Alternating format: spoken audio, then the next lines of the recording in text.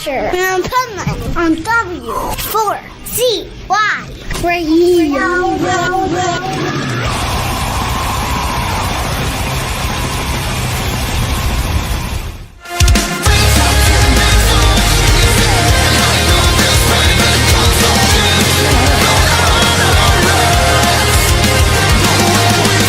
This is the Pipe Man here on the Adventures Pipe Man W4CY Radio, and I'm here with our next guest who has some badass new music.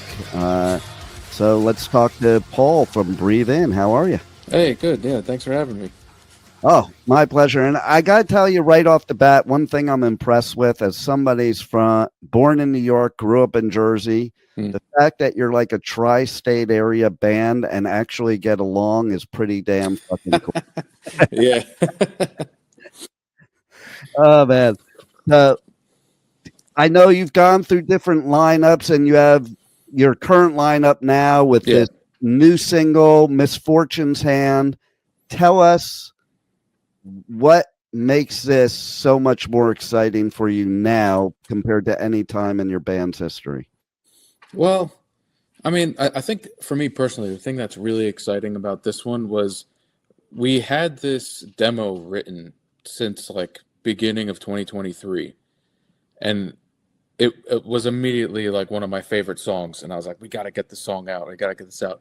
So for me, this is extremely exciting because the song is finally out. It's done, and it's one of my favorite songs I've ever worked on in my entire career. Nice. But yeah, and the new guys, well, they're not really new anymore, but Shola and Topang, when they joined last year, this song was on the docket, and they added such a great flair to the original demo and just turned it into something so good, man. Just so powerful and so like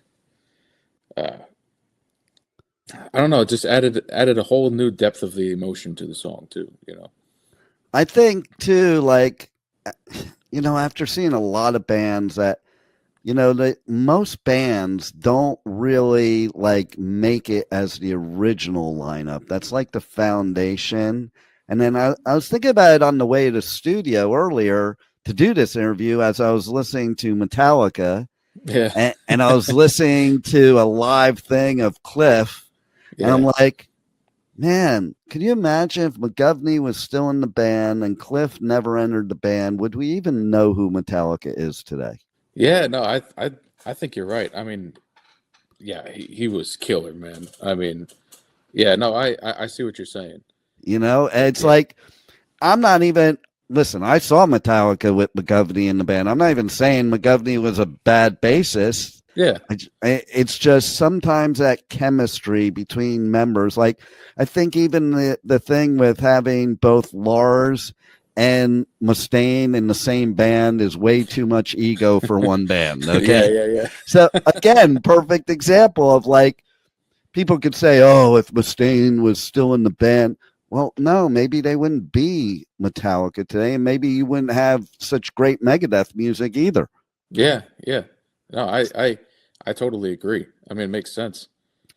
And I love that I read something. This is like some heavy duty kudos that this song, it channels it. I'm going to read exactly. It channels the intensity of Bad Omens and Orbit culture, the visual grandeur of Black Veil Brides, and the artistic flair of Japanese legends, the Gazette and Hyde. That is definitely a mouthful of probably the best praise you could ever get. Yeah. No, thank you. Yeah. Right? I mean, whoa, hey. Oh, well, there we go. There's the new guest in the interview. Like, it wouldn't be the first time, and it's certainly not going to be the last. Yeah. I think the cat agrees. Oh yeah, definitely. Yeah, no, she has to agree because she hears it all the time. I know, right? Yeah. And I do want to know then, how does the cat react to the song? You know, she loves it. She's very energetic, and she loves the energetic music. I love it. So I think it would be kind of cool if you could go to like a metal festival or something and like bring your pet and have Yeah, man. like a cat mosh pit, a dog mosh pit, Yeah, no, actually, that's a great idea. right? Yeah, that's You know, pretty cool. how funny would that be? I mean, Yeah, like that would be pretty cool though. Like, and a lot of people, like a lot of metalheads, that's their basically that's their support system is those pets. yeah, So it'd be cool to have them at the festivals and like yeah, have an area. I think this is a new idea, like a create a new festival where there's yeah, like a man. pet area. Okay. Yeah, let's do it, man. Yeah, Right? let's make a new festival. I know that would be cool. So what started you on this whole journey, like from the very way back beginning of, Oh, becoming a musician? it was so when I was really, really young, my mom used to play the Beatles and the Monkees and all these, those classic bands and everything, Elvis and all that. And what was funny is like I've always kind of felt I've always loved that music and I still do, but I've always felt there was like a piece that was missing. And like, of course, when I was like, 5 or 6 years old, I couldn't place what I needed to hear. Yeah.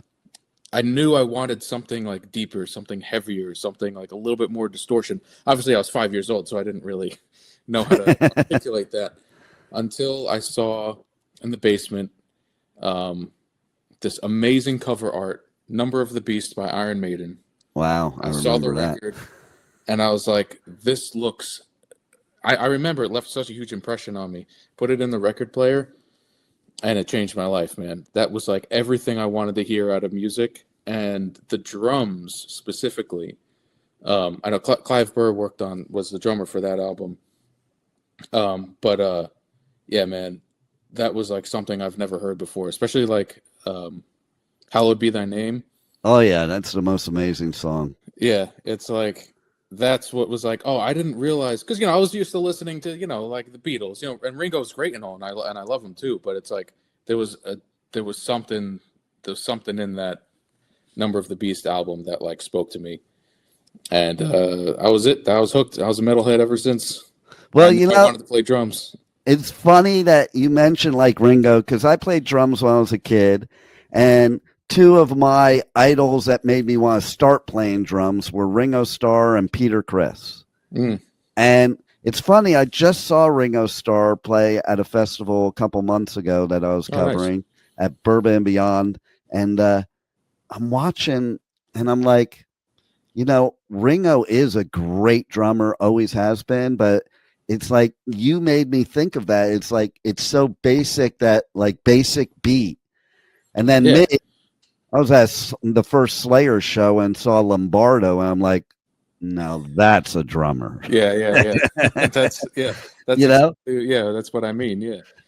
It's like so different, but that's how it was way back. And I think that's the key. A lot of people don't realize that metalheads have this strong basis in all of the original rock and roll. Like they think we're just into, only the screamo stuff, as people would put it, and we all have that foundation, we all have the foundation. I think Helter Skelter was a heavy metal song of its time, type of thing, but then there was that progression, like you said. Like I remember I was into Beatles and Kiss, and then I was into Zeppelin, and then I was into Ozzy, and then I was into, Metallica and Slayer, and way before that into Iron Maiden and Priest. And it's like there has been this progression over the past so many years that really people think we're just into this, but we like a lot more than that. It's just the metal hits our soul. Yeah. That's the difference. Yeah. No, that's the perfect way to word it. Yeah, it does. So also your video is badass. Oh, thank you. You did double work in that, right? Yeah. I direct all of our stuff. I edit all of our stuff. Also, I'm in the video too. So my film crew, I've been working with these guys for a long, long time, and not only are we like great friends, but they're just like some of the most talented people like in the field that I know. And just having them work with us is such an enormous help on all of our productions. So yeah, you know, we can't do anything without them. Like they're the backbone to our productions, you know. I love it. Yeah. And I love that it was shot in Brooklyn, because I look at the video and it's like watching home movies of the days of hardcore in Brooklyn back when. Yeah.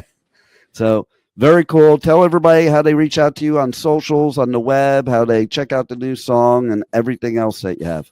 Yeah, so the new song, the music video is on YouTube. Obviously, the song is called Misfortune's Hand. Our band name is Breathe In. On our all our socials, I think it's at Breathe In Band.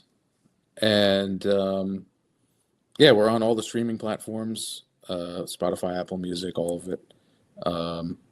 Yeah, man, just yeah, let us know what you think of the new song, you know? Well, I think it's badass. Everybody's got to check it out. And thanks a lot for giving us great music, and I look forward to a lot more.